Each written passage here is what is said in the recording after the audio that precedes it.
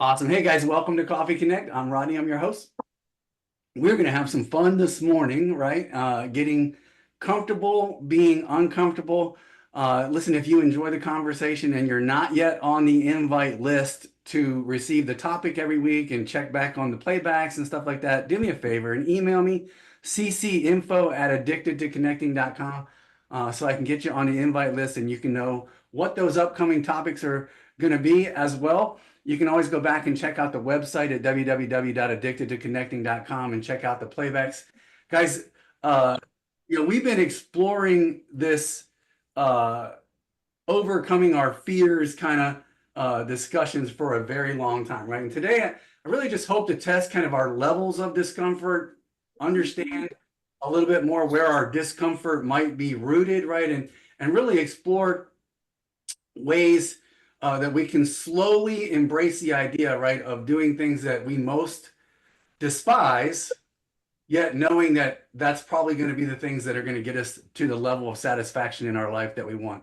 And so if you don't know, right, if you don't do something, right, the truth is that you won't ever achieve the things that you want.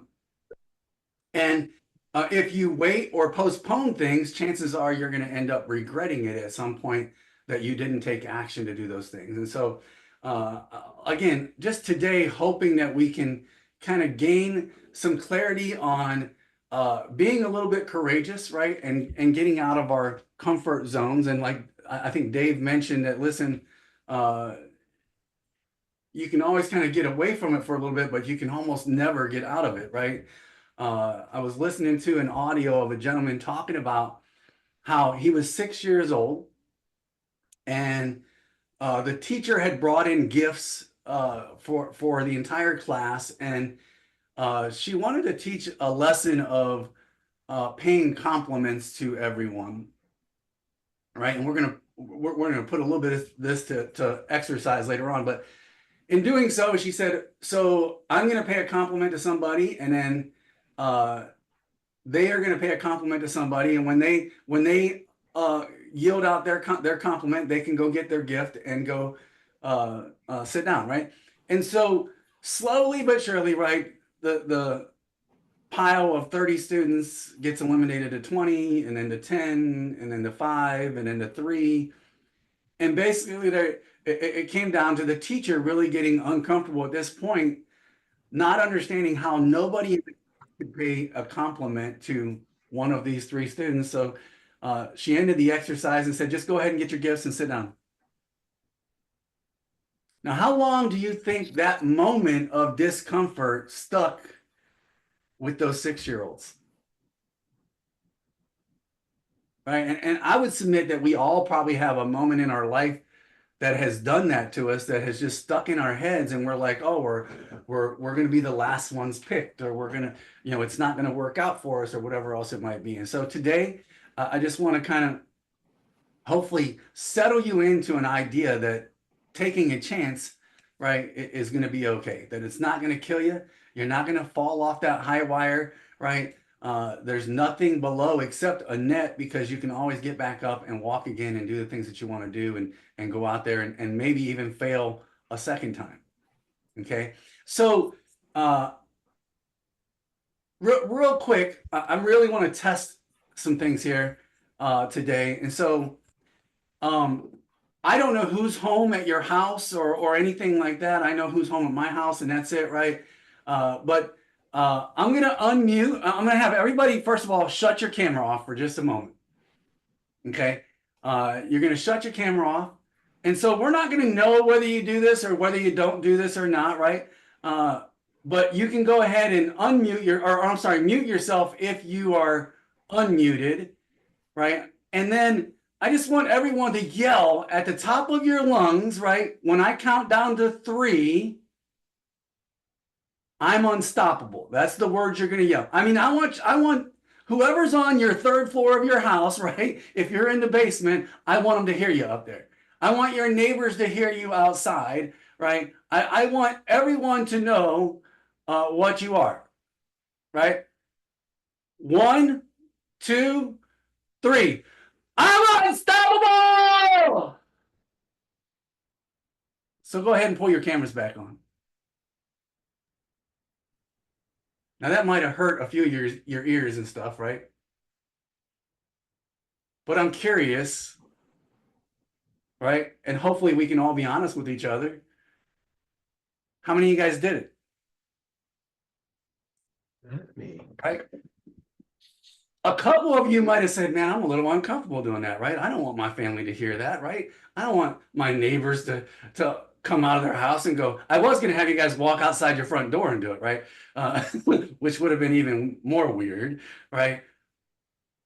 But if we can't do something as simple as tell ourselves how great we are, right? How can we expect ourselves to do something that might be a little bit more scary in life? Okay, so raise your hands, right? And I'm not sharing. I know I'll go back to my screen share real quick. Uh, Raise your hands, though, right? If you've ever ran down the street naked. Now, I'm gonna be honest with you. When we talk nudity and naked, right, in the U.S., right, I think this is a term that scares more people than anything, right? What about have you ever stood in front of a loaded gun as someone shot an object just beyond you, right? No? I mean, we can understand, I think, where fear might come in, right? When you're looking down the barrel of a loaded gun, even though they might have it pointed past you or whatever else, right? Has anybody ever asked you to jump out of an airplane without a parachute? Probably not, right? And most of us would be smart enough to go, ah, no, I don't think so. How about how many of you guys have ever gambled away all of your savings on a sure thing only to lose? Nobody? Maybe rub feces on your hand. Now we're getting disgusting, right? Rub feces on your hands, human or animal or other kind. Right? Do we know that there are cultures in the world, right, that use dung for healing purposes and stuff like that? Right? And yet most of us here in the US would go, there's no way. You get grossed out or disgusted or whatever else by that thought, right? And maybe you just woke up and decided today was going to be a great day to, I don't know, drop a nuke, right? Or jump off the Brooklyn Bridge or burn all of your money, right? Has anybody ever asked you guys to do anything that is that drastic? No, right? Andy's like, I was in a submarine for a few years. You're muted, Andy. You're muted. Feel free to unmute. You were muted. I was saying I grew up on a farm. I mean, the concept of having my hands in animal dung is not foreign to me, right? Yep, yep. And I would agree. Like if we did grow up in that nature, I mean, most of us would not even think of that, right? We're like, oh no, I couldn't do that. I don't know how you worked on a farm, right?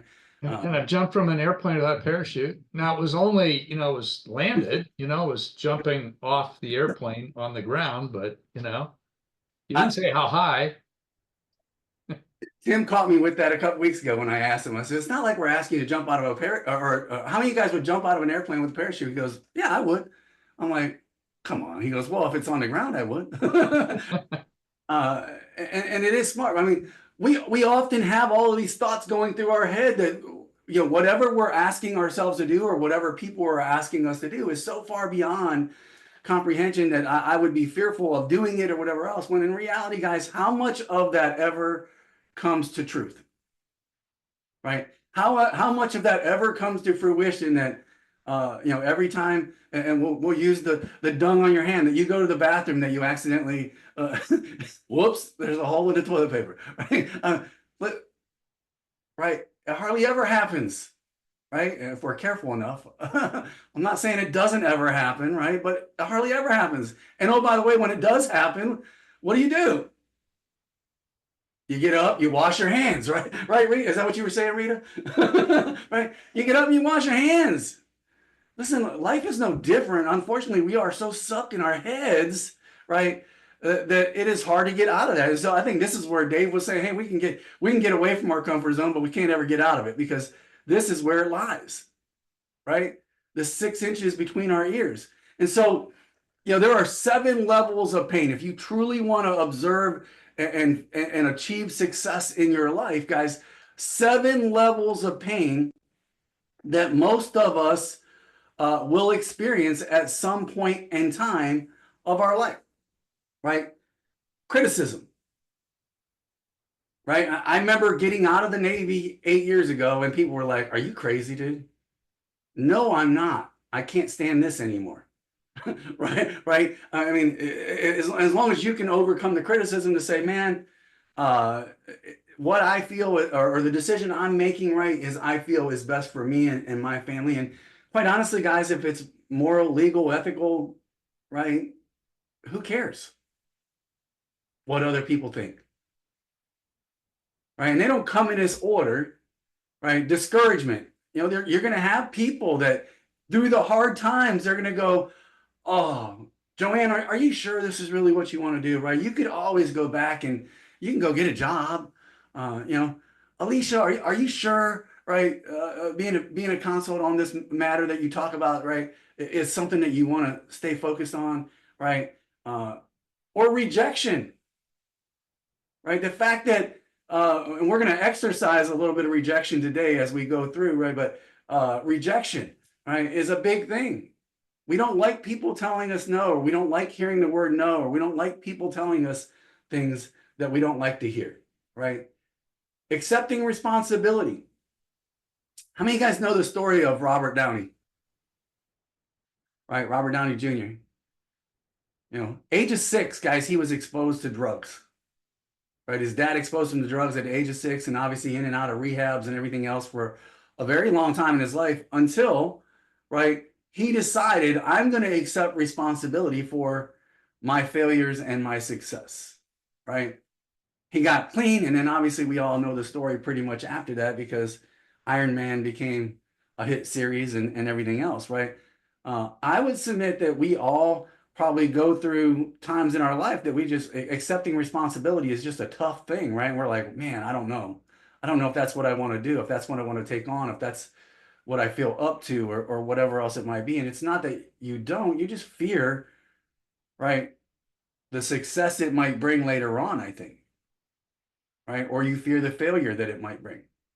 So the next thing was failure, right? And I know I don't have the slides up. Failure, right? Temptation to give up. And then the first one that we all, I think, will face, right, when we're going through this discomfort is self-doubt, right? Self-doubt. When I want to hear from somebody, one of the retirees, right?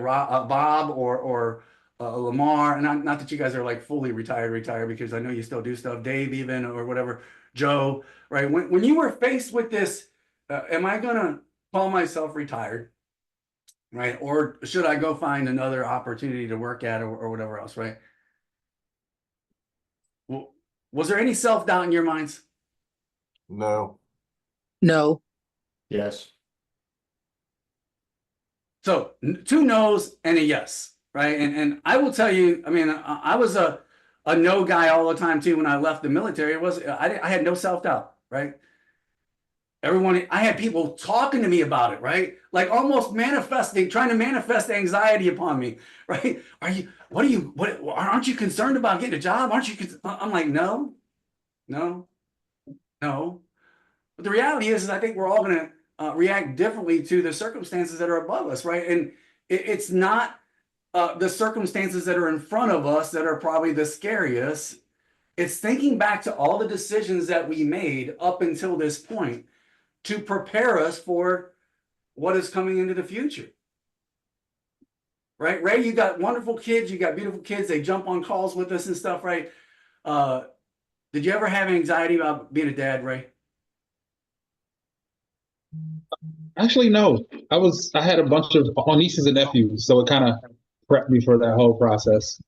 It's different, but I didn't have much anxiety. I had literally nieces and nephews that were like in their 20s, so I had a lot of time to go through the process.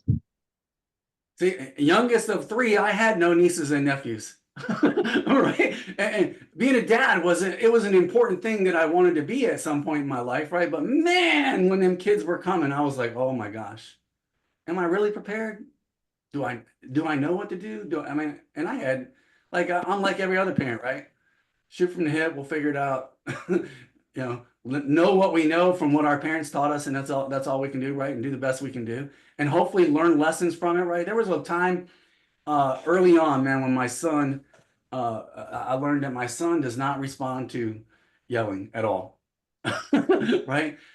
Yelling at all, right? And being a retired Master Chief, guys, not yelling is a tough thing sometimes. Okay, when your sailors come in and you could just yell and they'd be like, okay, and walk away. It was okay, but I had to understand it. My kids didn't respond the same way my sailors did, right?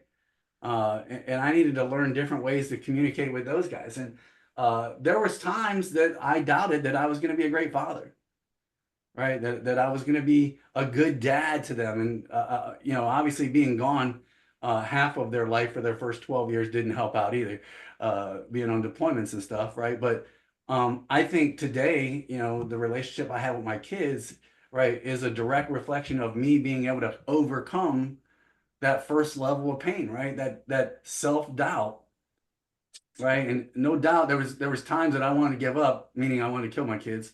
Raise your hand, right? Come on. I'm the only. Oh, okay, there we go. Thanks, Jeff. Right? Jeff wanted to kill my kids too. Right? There's those times that we're going to face all of those levels of pain, guys. The reality is successful people, right, make it through to the other side by how they react to that pain. And so let me go back to sharing because we're going to go to a breakout room here real quick. Although I don't have all my homework done and sent out to you guys, but we'll figure it out. So, discomfort is the number one reason keeping us from in our life, right? And our inability to handle it, right, is a direct reflection of that. So our breakout exercise, right? We're going to go into a breakout room. And in alphabetical order, when you go into your breakout room, whoever is closest to A, right, is going to go first. Whoever's next in line is going to go next. And so you got to do some figuring out, right? You got to do some thinking here. You're going to go through 30-second introduction. Somebody needs to kind of keep time because we're going to be limited here. Once introductions are complete, the first person that went, I want them to take the phrase that I sent you, right? Or the word that I sent you. If I didn't send you one, I'll get you one before you go to your breakout room. Don't go running off to your breakout room yet, right? I want you to use that. And we're all familiar with Pictionary, right? So you can either share your screens or you can use a piece of paper that you have. If you don't have a piece of paper and pen, grab one, right? And we're going to have you draw out your words, right? Your word or your phrase that I've given you. Here's the uncomfortable part. Every one of these is either going to be prefaced with or followed by the word naked. But so How uncomfortable are you, Rodney? I'm not uncomfortable at all, man. Okay. See, I don't think. I mean, many of us might have gotten to the room and we would have been so focused on the word naked, right? We're like, how do we fit that in here, right? That we would have never gotten to actually the phrases that were there or the words that were there, right? And so, what's she got? She's holding up her doodle or whatever she's got up there. I can't remember what I gave everybody. I mean, I had a list of stuff that AI obviously generated for me as far as phrases or words or whatever that might be unusual that can be added to the word naked that would make you all uncomfortable. Right? So that was kind of the idea behind it. And I think, but the reality is if you would have went to that room and everything would have worked out and everyone would have been able to do drawings and stuff, was anybody going to die? Right? Was anybody going to end up having a heart attack? Right? Hopefully nobody was really going to get naked, right? Because that was like 2020 Zoom calls, right? When people would sit around without pants on and stuff like that, right? But the reality is a lot of the fear that we manifest inside of our thoughts, right, never actually comes to be. We just get to that point where we're like, oh my gosh, what if, and for the most part, it never happens, right?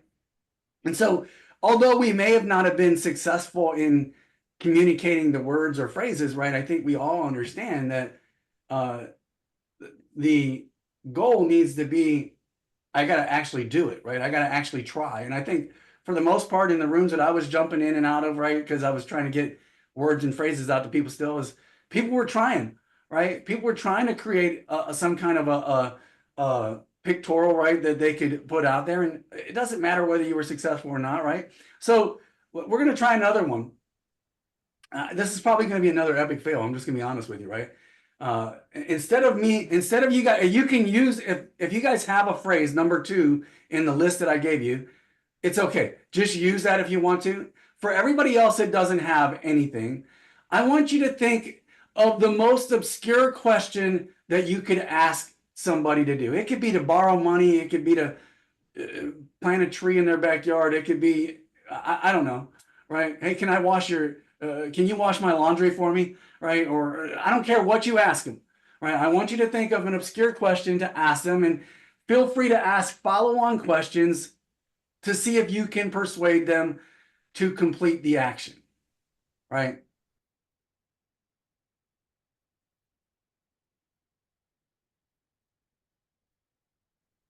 Awesome. I think everybody's back. So first of all, anybody willing to share their question? You didn't give me one, but I'll share the question I came up with. Yeah. Will you hop on a plane, fly here, drive to my house, pick me up, and take me back to the airport with you for your flight back?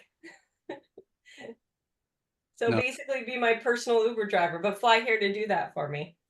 No. You said an out there question. That's right. Did anybody say yes? Did you get any yeses? We talked about what might cause someone to say yes.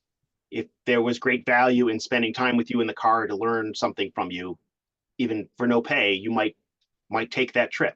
Just like Ray might go spend time with a mentor. No I matter was actually going to say I've done that. I use you as an example. So I could imagine why one would say yes. Don't you? Say that again. Ray flies to California to go visit mentors, don't you? I do. Somebody in here asked a question in the chat about investing all of her savings. Was that Shannon? In a startup? Whoa, Yep. that's brave. I did that. Either that or dumb or desperate. One of those things that I ask at the beginning. Brave and dumb. Raise your hand if you've invested in something or gambled on something that you thought was a sure win, right? And ended up losing, for sure. I did. It was my first business. It didn't go so well. It's okay. I recovered. Haven't lost yet, trying to sell the business. What other questions did we ask? None of them? We didn't ask any of them? You asked me to ask, would you share childhood photos? Can you show us your childhood photos?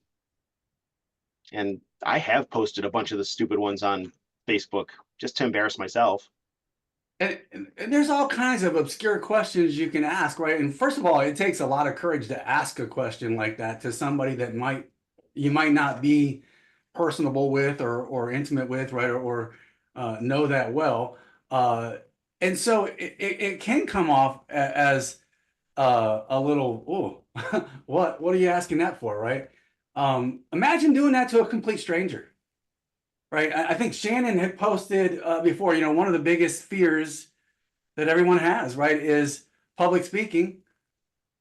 Right. And speaking to strangers is it's just not a good thing. We're all taught, stranger danger and everything else that when we're young, that when we grow up and then we try and teach networking to people, it's like this, 180 degree out, right, of what we're trying to get you to do. And it doesn't make sense sometimes to our brain.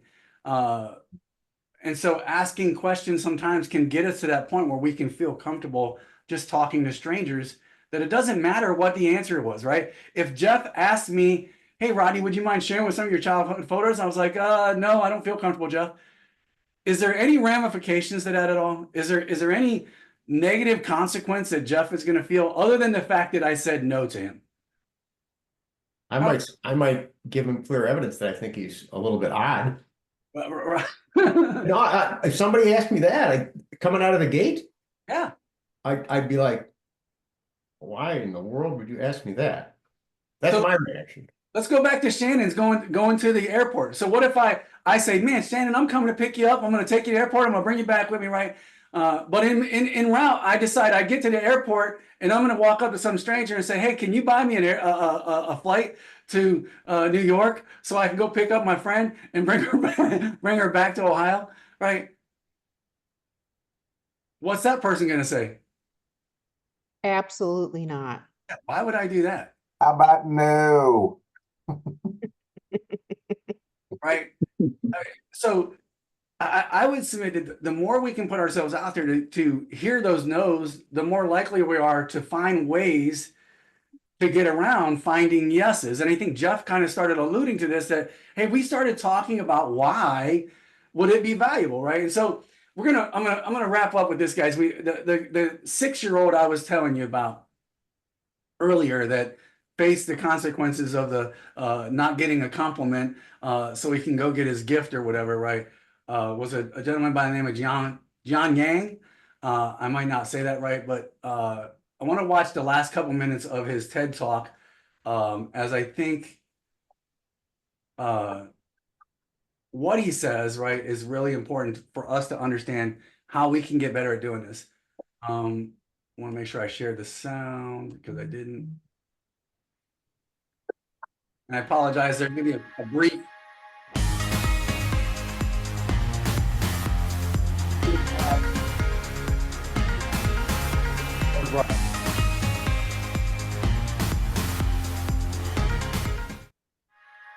Make that 2 ads.